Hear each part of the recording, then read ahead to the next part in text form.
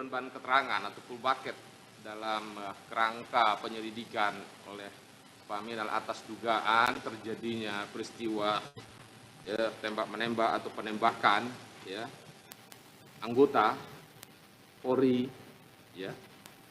itu berupa bahan apa saja yang diamankan atau dikumpulkan oleh Biro Paminal.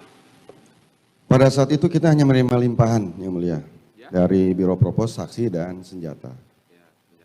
Kemudian ketika tanggung jawab masalah otopsi itu di Kombes Santo itu menghadap saya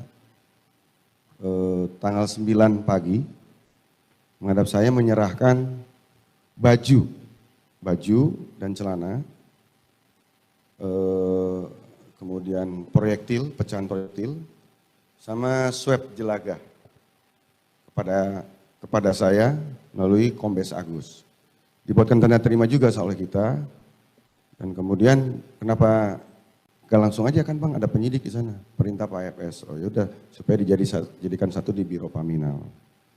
Setelah kita datakan, tanggal 9 itu juga siang kita serahkan ke penyidik. Ya. Ada penyerahannya. Ada tanda terimanya. Jadi yang belum, ada tanda terima dibawa sama Pak Agus.